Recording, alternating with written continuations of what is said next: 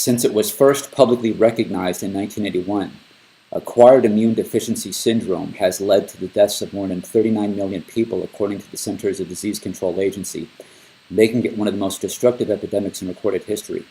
After 37 years since its inception, HIV/AIDS is still considered a pandemic, a disease outbreak which is present over a large area and is actively spreading. When HIV was initially discovered, the progression from HIV to AIDS in the face of serum antibody immunity puzzled the scientific community. Originally classified as a type C virus, today we know HIV is actually a lentivirus. A lentivirus is a subclass of retroviruses which typically spend lengthy waiting periods in hiding in the nucleus of cells. They are routinely able to mutate to escape host antibodies. Lentiviruses were named in 1954 in honor of several very slow-acting brain infections of farm animals. The classic example is a sheep disease with a latency as long as a decade called Visna, an Icelandic word for shivering. Visna wiped out most of the sheep population of Iceland in 1939 because it had not been realized in 1933 that apparently Welsh sheep brought to the island from Germany had actually been carrying a latent disease. The ability of Visna to cause disease many years after the infection has since been demonstrated in a series of controlled experiments with sheep. The Visna agent proved eventually to be a retrovirus and a lentivirus, and the ominous pattern of the Visna epidemic was similar to that of HIV. Additionally, upon further inspection, HIV is clearly related to the Visna sheep lentivirus in structure and genetics, and even more closely to a queen infectious anemia virus and several other immunosuppressive lymphocyte-infecting animal lentiviruses, such as simian immunodeficiency virus and feline immunodeficiency virus. HIV, like SIV and FIV, has a special affinity for CD4 lymphocyte cells, the very cells which disappear in AIDS patients.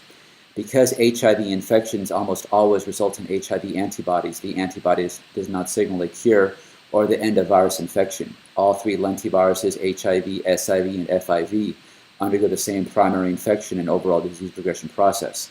The primary infection symptoms are similar to that of mononucleosis, a long and severe sore throat, swollen lymphatic tissues, fever, and tiredness for weeks.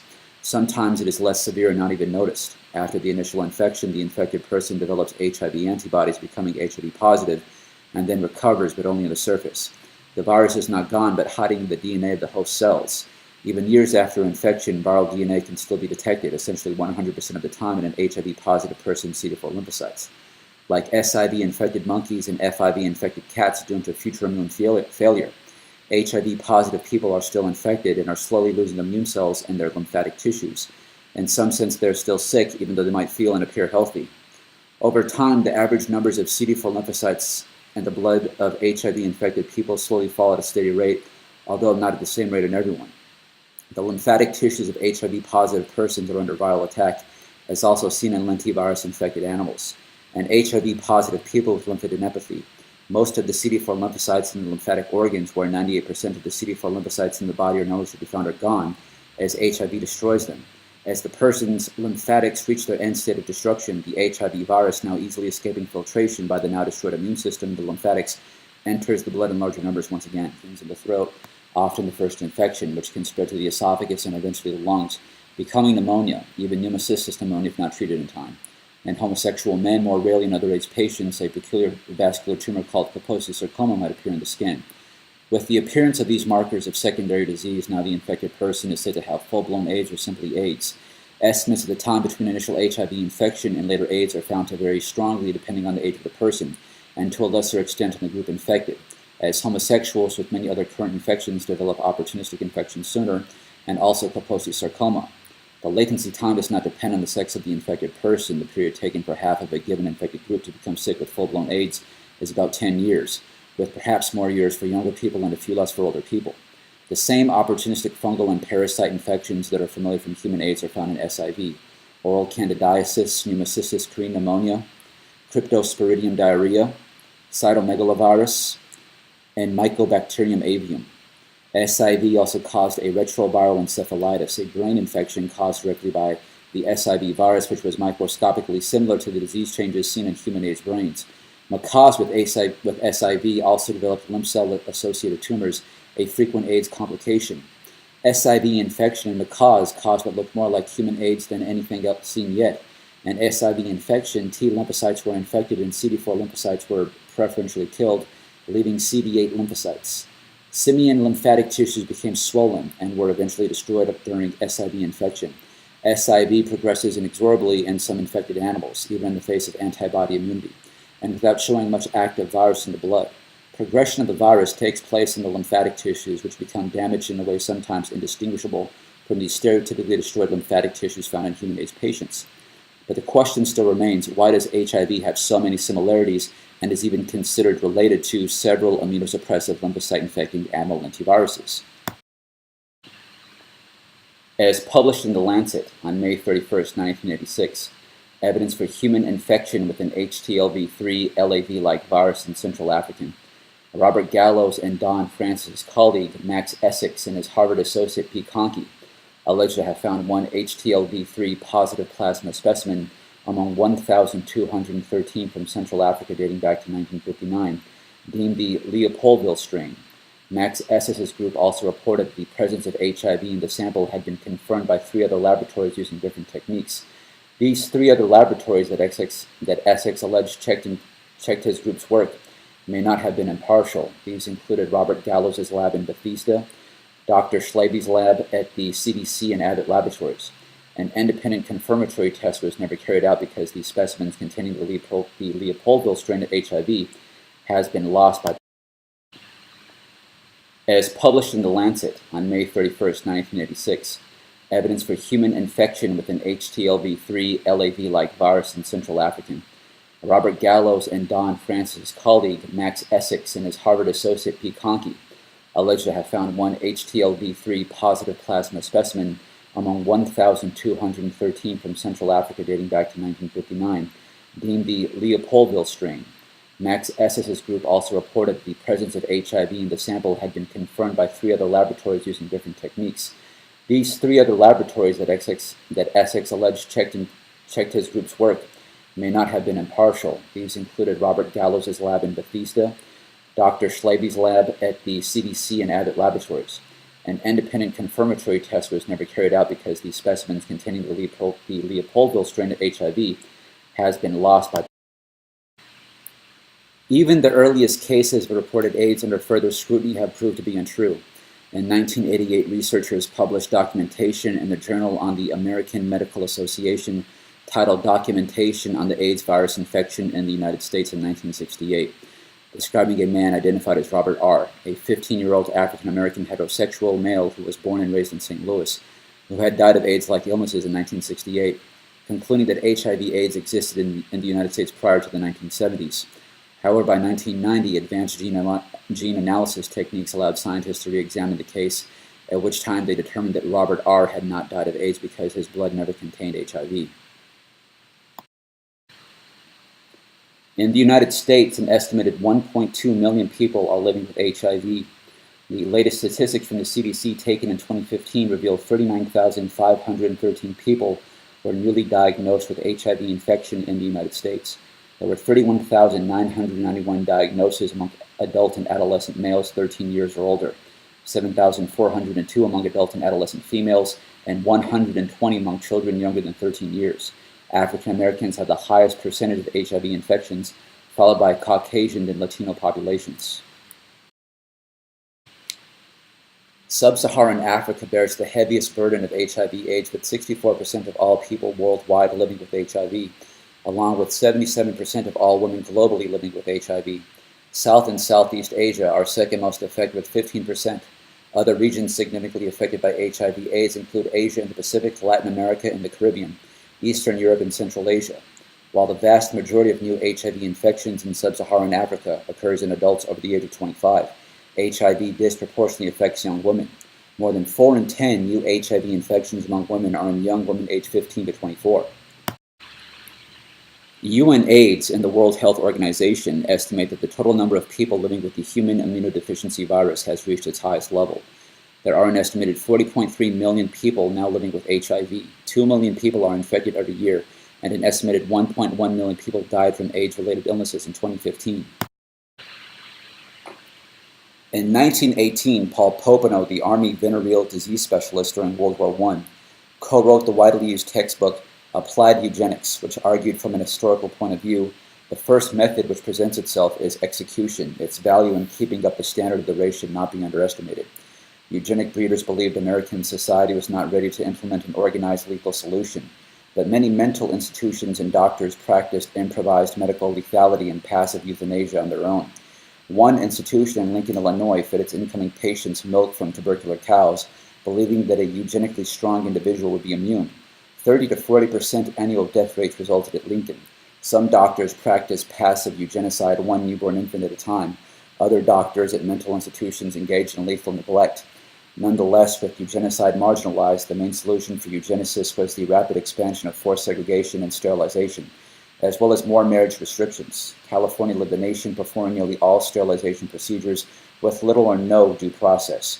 In its first 25 years of eugenics legislation, California sterilized 9,782 individuals, mostly women.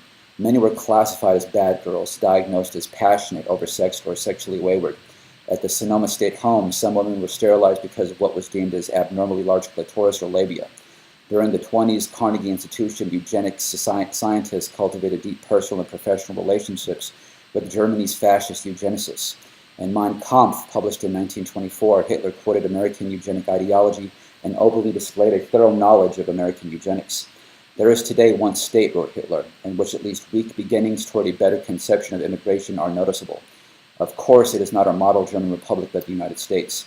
Hitler proudly told his comrades just how closely he followed the progress of the American eugenics movement. I have studied with great interest, he told a fellow Nazi, the laws of several American states concerning prevention of reproduction by people whose progeny would, in all probability, be of no value or be injurious to the racial stock. Hitler even wrote a fan letter to American eugenics leader Madison Grant, calling his race-based eugenics book The Passing of the Great Racist Bible. Now the American term Nordic was freely exchanged with Germanic or Aryan. Race science, racial purity, and racial dominance became the driving force behind Hitler's Nazism. Nazi eugenics would ultimately dictate who would be persecuted in a Reich-dominated Europe, how people would live, and how they would die. Nazi doctors would become the unseen generals in Hitler's war against the Jews and other Europeans deemed inferior. Doctors would create the science, devise the eugenic formulas, and hand-select the victims for sterilization, euthanasia, and mass extermination. During the Reich's early years, eugenicists across America welcomed Hitler's plans as a logical fulfillment of their own decades of research and effort. California eugenicists published Nazi propaganda for American consumption.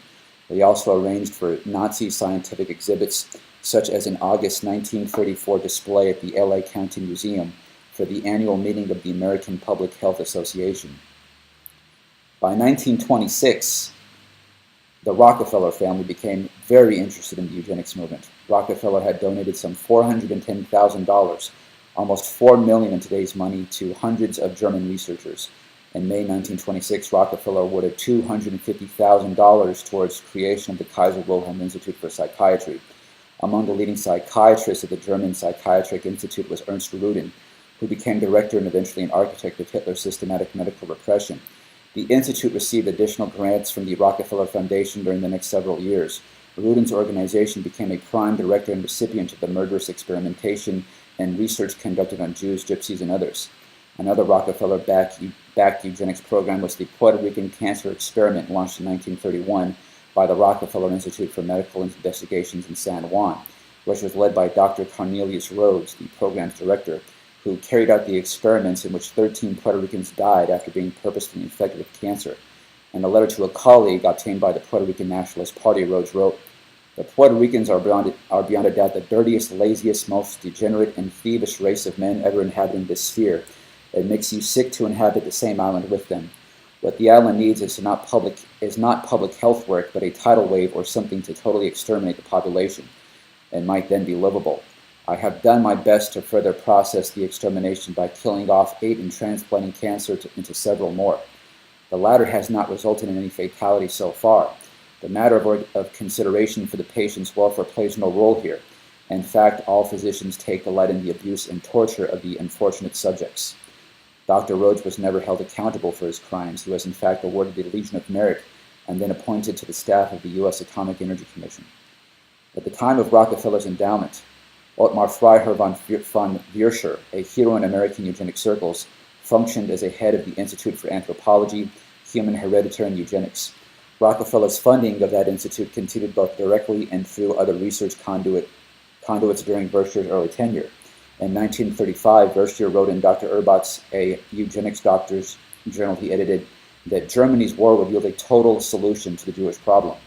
In 1936, another Rockefeller finance scientist, Dr. Franz Kallmann, established the Medical Genetics Department of the New York State Psychiatric Institute. Kallmann's book, published in 1938 in the USA and Nazi Germany, was used by the T4 unit as a rationalization to begin in 1939 the murder of mental patients in various defective peoples, perhaps most of them children. Gas and lethal injections were used to kill 250,000 under this program, in which the staffs for a broader murder program were desensitized and trained. Leon Whitney, executive secretary of the American Eugenics Society, declared of Nazism, "While we were pussyfooting around, the Germans were calling a spade a spade." A special recipient of Rockefeller funding was the Kaiser Wilhelm Institute for Anthropology, Human Hereditary and Eugenics in Berlin.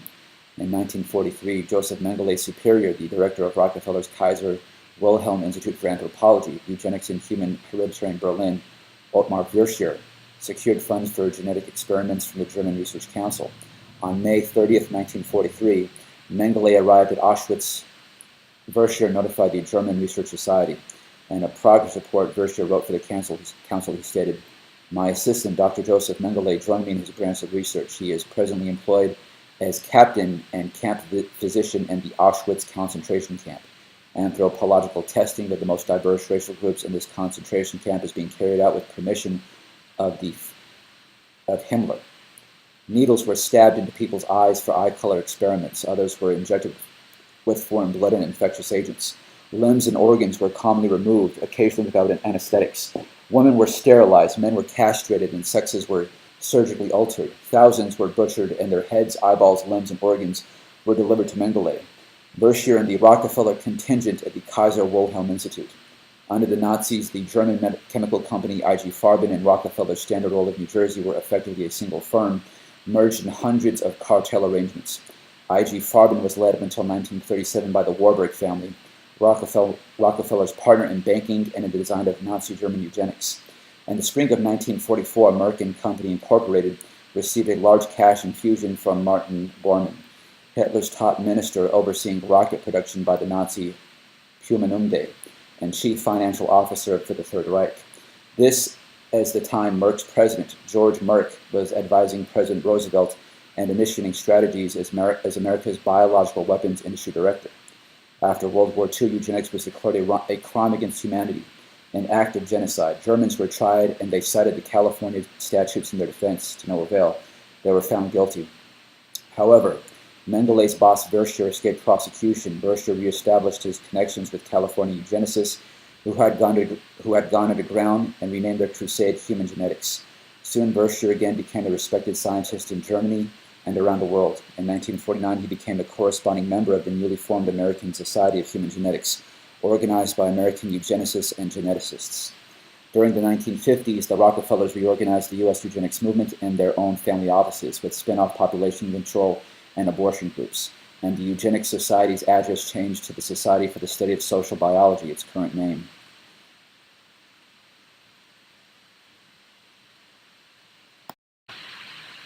However, the Rockefellers did not stop their eugenics philosophy or programs. In fact, they discontinued them. In 1974, the Rockefeller Foundation founded the Trilateral Commission. The senior executives of multinational corporations that attended Trilateral Commission meetings could rub shoulders with officials from the State Department, British Ministry of Defense, Japanese government officials, and heads of the most powerful financial institutions in the world. 3 of the last 4 presidents of the United States have been Rhodes Scholars and Trilateral members. The reality of the influence held and exercised by the Trilateral Commission has been obscured by smokescreens thrown across their activities by participants. Despite this, a number of generalizations can be made. First, the Trilateral Commission has discussed every important world economic and political crisis, whether concerning oil or population growth, usually years before they occurred. Secondly, this group provided the world's most powerful people with a ready-made network of world political strategy and influence and industrial influence. The Trilateral Commission was, throughout the 1970s and 80s, the policy think tank of the developed world. Throughout the 1980s, the Wellcome Foundation and the Wellcome Trust both participated in the Trilateral Commission. During the Vietnam War, the Rockefellers only continued their eugenic philosophy and programs. By 1962, the then governor of New York, Nelson Rockefeller, Henry Kissinger, and Roy Ashe were all financial investors in a company called Litton Bionetics under the new National Cancer Institute Bionetics Administration at the Army's Fort Detrick facilities. Litton Bionetics started a program called the Special Virus Cancer Program that began in 1962, which engaged in cancer virus studies using Litton Bionetics supplied monkeys and chimpanzees. By 1966, Litton Bionetics researchers advanced recombinant retroviruses causing the never-before-seen leukemia, lymphoma, sarcoma, immune suppressive cancers, and by 1968, studies describing these developments were published. In 1968, at the World Health Organization, the National Cancer Institute's viral research quietly expanded. A growing wave of world opposition to biological weapons came crashing down on Detrick's gate. Army biowarfare labs were operating at full tilt on numerous assignments, including the testing of synthetic viruses designed to attack the very nature of human immunity. At the same time, medical experts and political leaders from around the world shamed Americans for its continued biological weapons program and its use of chemical weapons in Vietnam. As a calculated public relations ploy designed to bolster sagging public opinion and counter-threaten congressional funding, Fort Detrick's Public Relations Department announced the fort's plans to celebrate its silver anniversary. In response, protests erupted in Detrick's perimeter. Among the academic festivals planned for Detrick's 25th anniversary was an international symposium dealing with the entry and control of 4 nucleic acids into cells during the process of human and animal immunosuppression. The frank threat of manipulating nature's own genetic blueprint for life and celebrating its possibilities brought sharp protests from leading scientists. Despite their harshest warnings on April 4th and 5th, 1969, Detrick played host to the American Institute of Biological Sciences sponsored event. The American Institute of Biological Sciences' involvement additionally outraged conscientious objectors. A boycott ensued that was believed to be unparalleled in the stormy history of relationships between the military and the scientific community. Science News reported, at least 16 scientists refused to give papers at a Detrick-sponsored symposium on nucleic acids as part of a half-spontaneous, half-organized protest against the use of science for destructive military purposes. Some scientists rejected Detrick's invitation shortly after it was received. Others accepted the invitation. But then, after receiving letters and calls from their colleagues, decided to withdraw. 4 scientists even withdrew after the final program had been printed, thus forcing Detrick to rearrange the program at the last minute. Pickets marched outside Detrick's main gate carrying signs that proclaimed Fort Detrick is not a respectable scientific institution, and Fort Detrick scientists are prostitutes. One sign asked, "Want to get sick? Consult your local physician at Fort Detrick," and several signs were decorated with drawings of skulls. Mark Patashny, a Harvard graduate researcher, declined on the grounds that he found Detrick's work highly repellent and did not want my name associated with Fort Detrick. Dean Fraser, a professor of microbiology at Indiana University, balked at celebrating research conducted in an effort to develop biological weapons. He wrote declining the invitation, "It seems at best a little like commemorating the creation of the electric chair, and at worst like celebrating the establishment of the Chow." Even some American Institute of Biological Science officials appealed the event. Dr. John Allen and a group of American Institute of Biological Science board members published a clarification notice in Science magazine, citing their principal concern. It is not appropriate nor proper for an organization representing a large segment of the biological community to actively participate in a celebration honoring 25 years of biological and chemical warfare research. It is not proper for American Institute of Biological Sciences to lend its name and prestige to the celebration, indirectly conveying the impression that the American Institute of Biological Sciences actively favors this aspect of Defense Department activity. The essential issue is a moral one. World consensus among physicians and scientists was much the same. In 1969, Dr. Robert Gallo, the man credited with discovering AIDS, had already been working at the National Cancer Institute. On July 1, 1969, Dr. Donald MacArthur, a spokesman for the U.S. Department of Defense, told a congressional hearing that a supergerm could be developed as part of our experimental biowarfare program. This genetically engineered germ would be very different from any previous microbe known to mankind. The agent would be a highly effective killing agent because the immune system would be powerless against this supermicrobe. A transcript of this meeting on synthetic biological agents records the following comments of Dr. MacArthur. All biological agents up to the present time are representatives of naturally occurring disease and thus are known by scientists throughout the world. They are easily available to qualified scientists for research, either for offensive or defensive purposes. Within the next 5 to 10 years, it would probably be possible to make a new effective microorganism which could differ in certain important aspects from any known disease-causing organisms.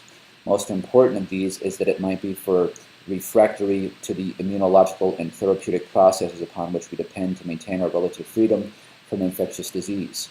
A research program to explore the feasibility of this could be complete in approximately 5 years at a total cost of $10 million. Dr. MacArthur tells the congressman it would be very difficult to establish such a program.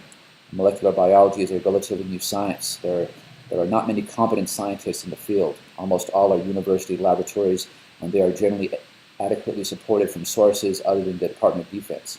However, it was considered possible to initiate an adequate program through the National Academy of Sciences, National Research Council. The matter was discussed with the NAS-NRC, and tentative plans were made to initiate the program. However, decreasing funds in chemical biological research, growing criticism of the chemical biological program, and our reluctance to involve the NAS-NRC in such a controversial endeavor have led us to postpone it for the past 2 years. It is a highly controversial issue, and there are many who believe such research should not be undertaken, yet it leads to yet another method of massive killing of large populations. Should an enemy develop it, there is little doubt that it is an important area of potential military technological inferiority in which there is no adequate research program. Dr. MacArthur also notified Congress about biological weapons. We have had some of the top scientists in the country working for years on how to get more effective incapacitating agents. Later congressional records show that Bionetics affiliate Litton Systems Incorporated, a subsidiary of Litton Industries Incorporated, was among the most frequently contracted companies involved in biowarfare research and development between 1960 and 1970. The 91st Congress House hearings on DoD appropriations for 1970 contain several sections dealing with chemical and biological weapons funding, showing a list of major Army contractors. Bionetics Research Laboratories, a subsidiary of Litton Industries Incorporated, was 6th on the list of acknowledged biological weapon contractors. A year later, in 1969, Henry Kissinger, while serving as the White House National Security Advisor, selected the option for the use of these bioweapons for the military, and by 1970, the United States Department ordered these viruses for use. Robert Gallo is credited with discovering the HIV virus. However, once classified government documents reveal that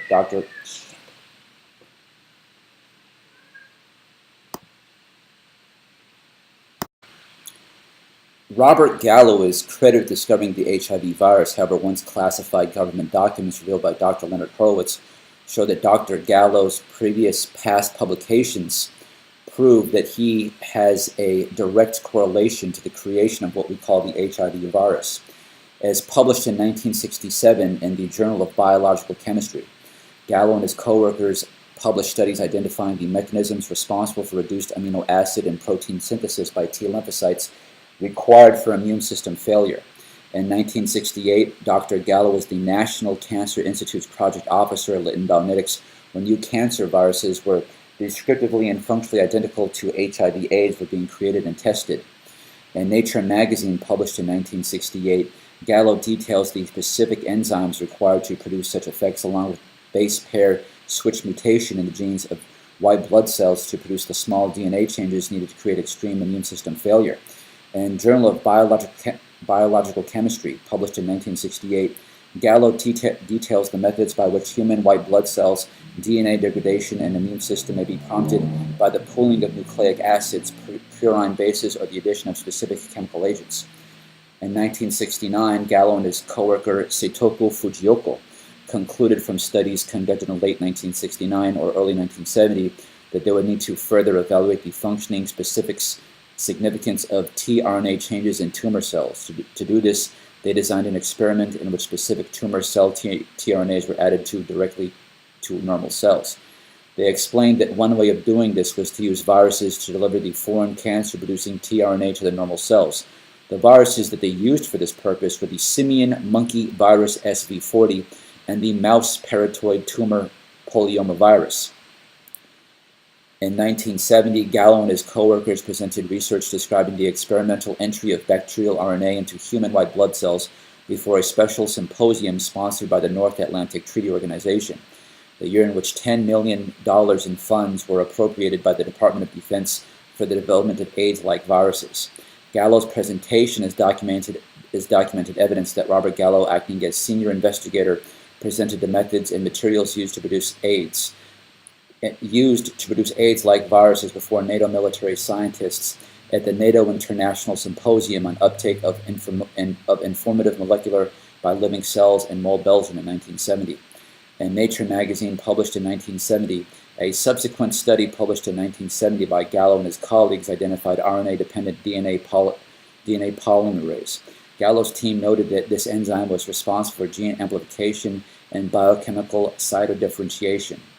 In Nature magazine, published in 1970, another of their studies identified L-asparaginase synthetase, an important enzyme that, if blocked, will cause treatment-resistant leukemias and other cancers. In 1971, 1 year after the $10 million Department of Defense appropriation for the development of AIDS-like viruses, the National Cancer Institute received the bulk of Fort Detrick's facilities. Robert Gallo and his co-workers published 8 scientific articles. In Biochimica et Biophysica Acta, published in 1972, Gallo and company, including frequent co-author Robert Ting from Lytton Bionetics, reported modifying simian monkey viruses by infusing them with cat leukemia RNA to cause cancers as seen in people with AIDS. In the Special Virus Cancer Program Progress Report Number 8, published in 1971, Gallo detailed the steps involved in creating immune system-destroying cancer-causing viruses by adapting monkey, rat, and bird leukemia and tumor viruses for experimental use in a human cell line. In 1972, at the Proceedings of the National Cancer of Sciences, one Gallo team discussed the synthesis of new RNA tumor viruses induced by 5-iodo-2-deoxyuridine, a constituent of RNA in rodent cell cultures, and noted that chemical treatment might be used to halt the reverse transcriptase-linked viral reproduction cycle. Another presentation by Gallo and his team detailed how they injected this chicken virus RNA into human white blood cells to determine if the cells were prompted to produce proteins and new viruses called for by the viral RNA. In Science magazine, published in 1972, another Gallo team evaluated the human cancer-causing effects of the single-stranded 70S RNA reverse transcriptase enzyme, a genetic catalyst essentially identical to the one found in HIV. They used cat leukemia viruses and Mason-Pfizer monkey viruses to deliver these carcinogens to normal human lymphocytes. In Biochimica et Biophysica Acta, published in 1972, Gallo and co-workers studied portions of simian monkey and mouse salivary gland tumor viruses to determine differences in RNA activity between infected versus uninfected cancer cells. They wrote, by studying viral or cellular mutants or cell segregants, which have conditional variations in virus-specific cellular alterations, it should be possible to more precisely determine the biological significance of the RNA variation here. In Biochimica et Biophysica Acta, published in 1972, Gallo's group was trying to determine the importance of various viral genes on the development of human cancers and immune system collapse. They reported their desire to use this information to find a cure for cancer, but at this time their activity was more focused on creating various cancers and carcinogenic viruses that could infect humans. In Proceedings of the National Academy of Sciences, published in 1972, another example of Gallo's work in creating new viruses to cause cancer in humans was published for the benefit of the NAS. Here, Gallo and company examined the activity of the special AIDS-linked DNA polymerase enzyme in normal versus acute immature leukemic lymph cells, that is, lymphoblasts. To do so, they evaluated the single-stranded 70S RNA retrovirus found in chickens, which cause prominent features of AIDS, including WBC dysfunction, sarcomas, progressive wasting, and death. In 1973, in Proceedings of the National Academy of Sciences, published in 1973, Gallo and associates proclaimed they had isolated a virus-like particle from human acute quick-acting leukemia white blood cells. This particle, they noted, has a specific density of 1.16 to 1.17 milliliters, which allowed it to be repeatedly recovered without being destroyed by physical handling. Moreover, it was capable of producing the principal rapidly growing cancer seen in AIDS, including leukemia, sarcoma, and carcinomas. In Nature New Biology, published in 1973, Gallo and his team discussed in 1973 concerning the origin of the RD11-4 cat-human virus. It can always be argued, they wrote, that a virus that jumps species would be expected to have a foreign protein markers, that is, antigens that differ from the antigen found in the viruses of known origin. From these works published, Gallo showed that he was actually cloning simian monkey viruses as early as 1970. So allegations that he had cloned Montanier's virus were buffeted by the fact that he had over a decade of practice in the procedure. This is undeniable proof Robert Gallo modified monkey virus with cat leukemia, and Gallo presented methods and materials used to produce AIDS-like viruses before NATO military scientists at the NATO International Symposium on Uptake of Informative Molecules by Living Cells.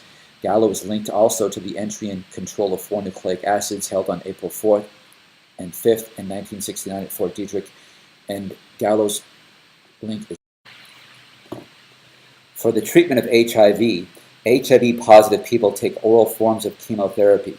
The most popular is AZT. AZT is the gold standard by scientists and doctors, as AZT is the progenitor of other antiviral drugs. AZT has had immense canceric but lackluster, even harmful clinical value. AZT was not designed as a drug to combat HIV. It was developed from a herring and salmon sperm extract by Jerome Horowitz in 1964 for the National Cancer Institute. As cancer chemotherapy, it was designed to destroy dividing cells which were producing tumors. AZT was, however, indiscriminately cytotoxic. It could kill any dividing cells by interfering with the reproduction of DNA. After development of AZT was dropped, it became an orphan drug, one with no pharmaceutical company parent to rear it, and it languished on the shelves of the National Institute of Health. The decision to test AZT in 1985 for antiviral properties was because the National Institute of Health was researching and looking for any drug that had antiviral qualities. The Rockefeller Foundation, America's largest trust, pioneered scientific medicine at the turn of the century. The Rockefeller Institute worked with the Wellcome Foundation, and later the Wellcome Trust had gone on since the early days of the British and American presence in Africa, China, and Southeast Asia. AZT was sent to Burroughs Wellcome, where Dave Berry, head of research, suggested that AZT should be sent to an investigator to be tested for antiviral qualities. The commissioned report was positive. Wellcome then put the drug in the hands of Sam Broder, head of the National Cancer Institute, part of the National Institute of Health. Since 1984, Broder had been clinical director of the National Cancer Institute Special Task Force on AIDS. Burroughs Wellcome had 2 good reasons for giving the drug to Sam Broder. First, Robert Gallo worked at the NCI, and secondly, Wellcome knew that Broder would see the drug through the regulatory hoops. With Wellcome apparently playing a backseat role, AZT became the official cure for AIDS, promoted by the U.S. government. To help Broder work AZT through the regulatory process and to secure their ownership of the drug, Burroughs Wellcome gave the National Cancer Institute $55,000 in 1985 and $25,000 in 1986. Research and development, including trials for new drugs, can take up to 12 years. With the help of the National Institute of Health, Wellcome managed to carry out this work for AZT in 18 months. In 1986, a 12-center trial study began to test AZT for effectivity in AIDS cases. This was the first time that the drug had been used on human beings. Deemed the Concord trials, these phase 2 trials were terminated prematurely after a period of only 9 months, when it was found that while only one of the AZT-taking groups had died, there were 19 deaths in the placebo group. The trial was so badly organized that no follow-up information was recorded on any of the trial subjects, making it impossible to see what might have happened in the longer term. Wellcome covered up the failed Concord trial results, as Wellcome managed to negotiate a clause of just this kind, and consequently Wellcome were to suspend the trial results while they organized damage limitation. During the waiting time, a number of Wellcome directors cashed in their own shares of the company. In May 1987, the drug was licensed by the British Regulatory Authority.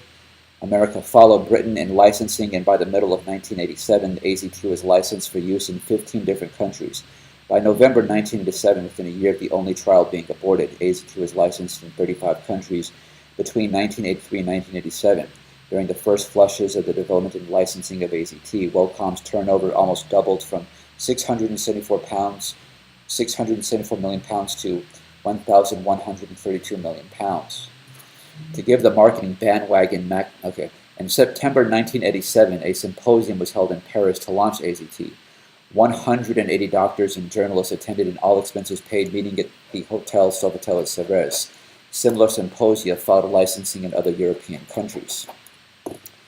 In 1992, John Lauritsen, an American researcher and writer, obtained documents under the Freedom of Information Act from the U.S. Food and Drug Administration. These documents, although heavily censored, revealed that the trials had become unblinded, with trial subjects crossing between groups, that serious adverse reactions to the drug had gone unreported, including 19 cases of anemia requiring life-saving transfusions, and that trial records had been altered to reflect better results for the drug.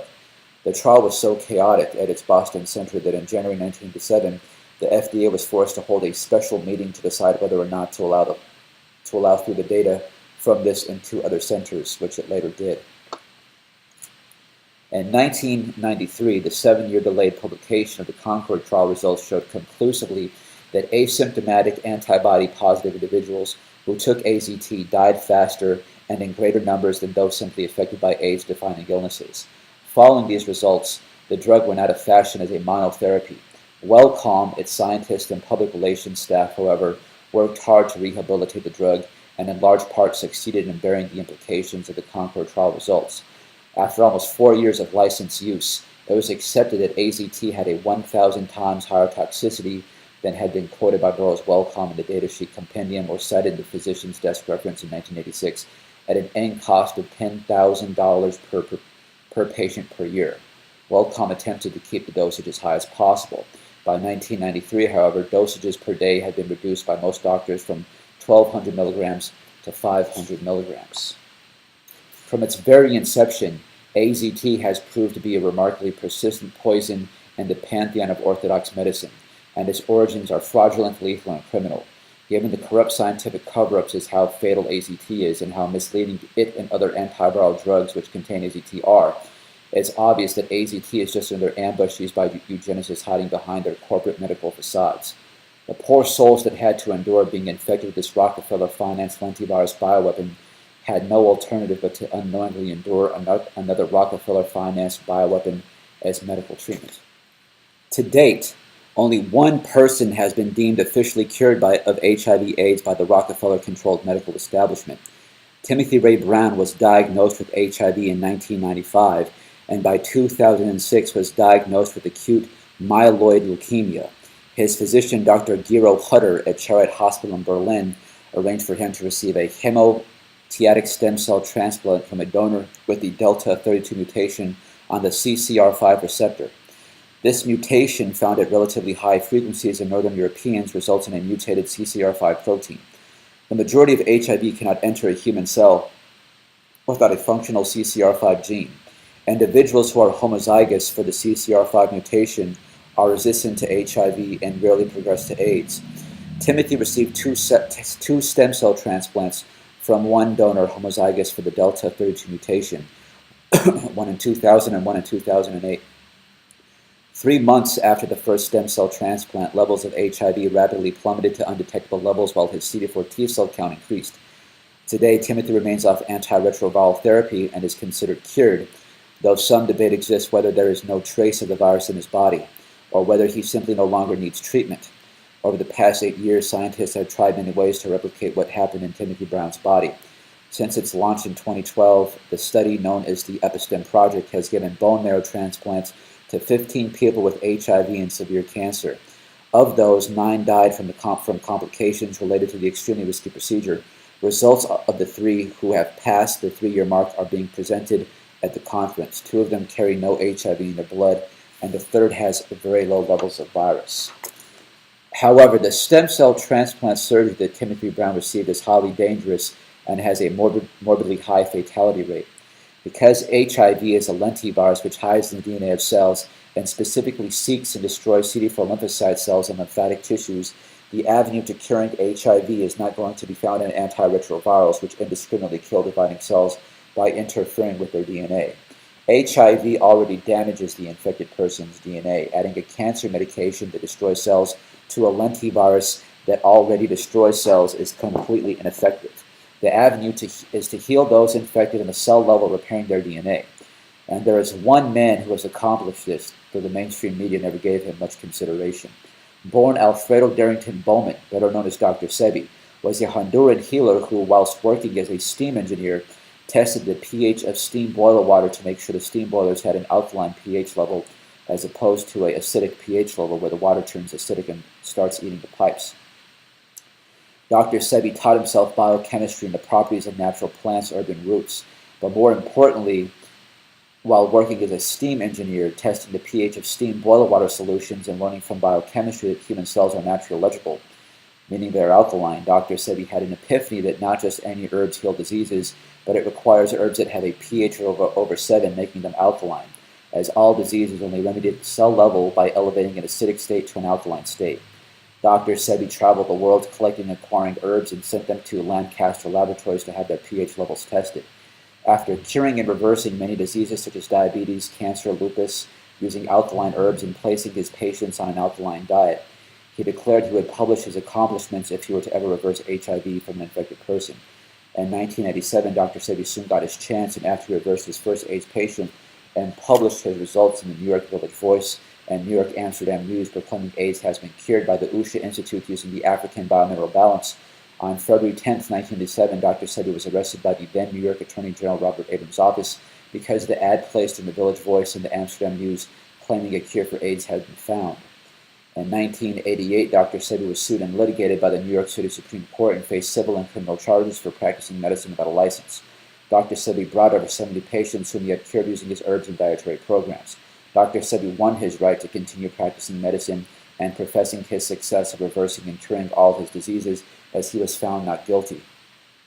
As published in the New York Amsterdam News October 1, 1988 by Harold Jamieson, and a historical decision in Brooklyn Supreme Court Monday, a jury of 6 men and 6 women found Alfredo Bowman not guilty on 2 counts of practicing medicine without a license.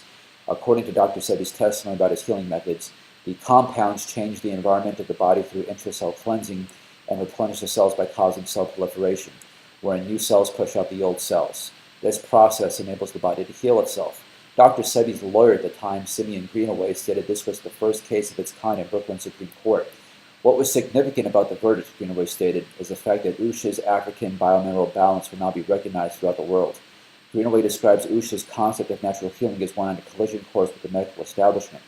Dr. Sebi was ahead of his time, and his impact on the direction that needs to be taken to actually cure HIV/AIDS has left a lasting legacy. And most importantly, a new emerging field of science supports Dr. Sebi's modality. The fields of biochemistry, biophysics, biophotonics, and acid-base regulation detail and explain how and why Dr. Sebi's methodology is so effective. But in order to fully grasp Dr. Sebi's proven successful methodology to healing, one must be versed in acid-base physiology. Unbalanced acid-base regulation is one of the foremost leading causes of disease. Acute changes in blood pH induce powerful regulatory effects at the cell level, and left untreated will eventually damage organs and eventually the human organism. The pH scale ranges from 0 to 14, with 7 being neutral. Anything above 7 is alkaline, anything below 7 is acidic. Human blood has a pH of 7.4. Anything less than that runs the risk of disease developing. The body is naturally regulated to be alkaline, meaning it has a pH of 7 and over. In chemistry, pH, meaning potential of hydrogen, is a numeric scale used to specify the acidity or alkalinity of an aqueous solution.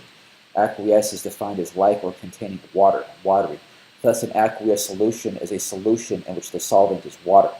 On average, every human being consists of more than approximately 10 trillion cells. Each cell consists of protoplasm, a living substance that is 70% water, thus meaning that cells are mostly water, making our human bodies over 70% water, signifying human beings are predominantly aqueous. Each and every cell in our bodies is comparable to a battery, thus every cell generates its own electrical activity and magnetic field. Hence, our cells are electrical, making our human organism electrical. In order to test your pH level, all that is needed are pH test strips that are available at your local pharmacy. According to Harvard graduate Dr. Gray Tennant in his book Healing is Voltage, salivary pH is a rough indicator of cell voltage. Urinary pH is a rough indicator of the voltage in the fluids around cells, otherwise known as lymphatic fluid. After measuring the voltage of the solution, one can convert that to a logarithmic scale called pH. Measuring the electrical frequency of our body tells us about our health. A voltage of plus 400 millivolts is the same as a pH of 0. A voltage of minus 400 millivolts is the same as a pH of 14. A solution that is neither an electron donor nor electron stealer is called a pH of 7, or 0 millivolts. In a sick person, the pH levels are below 0 millivolts or below 7 pH. In a healthy person, the pH levels are above 0 millivolts or 7 pH. Any cell biology book will tell you that the normal pH of body tissue is 7.35 or minus 20 millivolts to a pH of 7.4, minus 25 millivolts. Since healthy cells are designed to run between minus 20 and minus 25 millivolts of electron donor status, meaning a pH of 7.35 to 7.44, all disease occurs when you are acidic, meaning your pH levels are below 7, signifying your cell voltage is too low to function properly, and your cells have become electron stealers. Electron stealers cause damage, are a pH from 0 to 6.9, are acidic, are free radicals, are the positive pole, are destructive, and at the atomic level spin left. As you can see, disease not only occurs because of a state of acidosis, but because one's body's cell voltage is so low it has become an electron stealer state. As blood pH begins to drop, your cell voltage begins to drop, meaning more and more oxygen is leaving your cells, and your cells will go from electron donor to electron stealer status. This is known as a change in polarity. When voltage drops to plus 30 millivolts or a pH of 6.48, you have cancer. And in the case of HIV, you can begin to develop a multitude of cancers. Most HIV/AIDS patients are in a state of acidosis because their cells are being attacked by the lentivirus they carry. If most advanced HIV/AIDS patients were to be tested for their pH levels, they would exhibit a pH of 4 to 5, which is very acidic. This acidity of body tissue drives out the health-giving oxygen. HIV/AIDS, which is nothing more than various animal cancers, thrives in an oxygen-deficient acidic environment, but has proven to perish in an alkaline high pH environment. We maintain our health and heal primarily by making new cells. To make a new cell requires a cell voltage of minus 50 millivolts or a pH of 7.88. At minus 50 millivolts, blood vessels dilate and dump raw materials such as proteins, carbohydrates, fats, vitamins, minerals, all the necessary raw materials to build new cells. Without the ability to achieve minus 50 millivolts, meaning a pH of 7.88, and the necessary raw materials to make new cells, you cannot maintain your health, and you will suffer aging and chronic disease. You also are unable to repair injuries, so they can also lead to chronic disease. As Dr. Jerry Tennant further states, without the ability to achieve minus 50 millivolts and the necessary raw materials to make new cells, you cannot maintain your health and you will suffer aging and chronic disease. You also are unable to repair injuries, so they can also lead to chronic disease. You don't need drugs to heal, you need to make new cells that work to heal. To make good cells, you need voltage and a good diet. You also need to remove toxins from your body that damage cells and make you obese. You can take all the medications you like and do as much surgery as you like, but you will not heal unless you have minus 50 millivolts, raw materials, and a lack of toxins. Biophysics has revealed fascinating insights into the inner state of living cells, information that explains how to heal and reverse HIV. In the nucleus of every cell, there is a tiny mass, spherical, that is embedded in protoplasm and controls cell function and contains genetic information in the form of DNA, which is where HIV binds itself to. In order to cure the body of HIV, one has to be able to heal and repair DNA. Studies by biophysicist Fritz Albert Popp from the International Institute of Biophysics in Germany and other researchers have proven that our DNA is created and produces light. Popp demonstrated that DNA operates not only chemically, the long-standing theory, but at a level beyond. It is essentially a storage unit for light and a source of biophoton emission. Popp coined the term biophotons. Biophotons are light particles or light waves that cells of the body emit in order to communicate during cell reactions at the speed of light. Biophotons are quantifiable and measurable light emissions on the cell level. Biophotons relay cell regulatory and metabolic information between and within cells. Increasing the level of biophotons in an organism is also believed to improve health by improving cell communication. Popp states there are about 100,000 chemical reactions happening in every cell each second. The chemical reaction can only happen if the molecule which is reacting is excited by a photon. Once the photon has excited a reaction, it returns to the field and is available for more reactions. We are swimming in an ocean of light.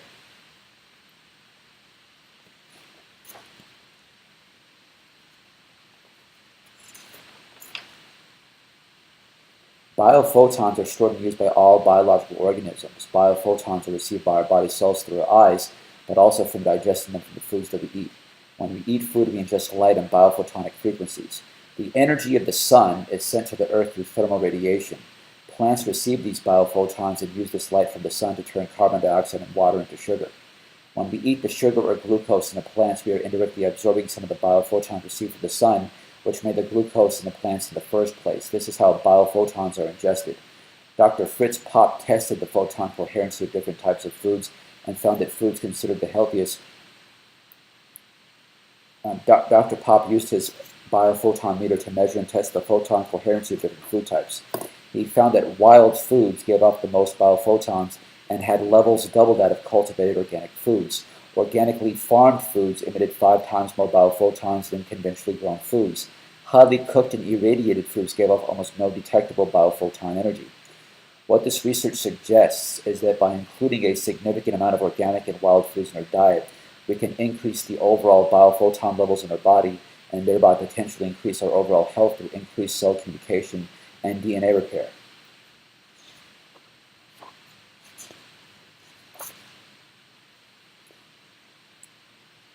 The capacity to store biophotons, as proven by the practice of Dr. Sebi and supported by the science of Dr. Fritz Albert Popp and Dr. Gary Tennant. Alkaline plants and fruits contain the necessary biophotons to alkalize the human body's blood pH, thus raising the overall cell voltage to minus 50 millivolts, meaning a pH of 7.88, and the ingested biophotons repairing DNA, providing the necessary intracell cleansing, replenishing the cells but causing cell proliferation, where new cells push out the old cells, thus allowing the body to heal itself. Alkaline plant-based biophotons is what repairs and heals our cell DNA, as well as raises our cell voltage and increases the pH of our blood, thus allowing the human body to create new CD4 lymphocyte cells, which the bioweapon HIV immunosuppressive lymphocyte-infecting lentivirus destroys. The capacity to store biophotons is the true measure of the nutritive quality of medicine. The more sunlight a food is able to store, the more biophotons and healthy microbes it has in order to raise one's body pH or voltage. Dr. Sebi's methodology of healing is the model for all medicinal practitioners, and besides leaving a lasting legacy and foundation for future generations, he has provided all the specific plants he used for healing.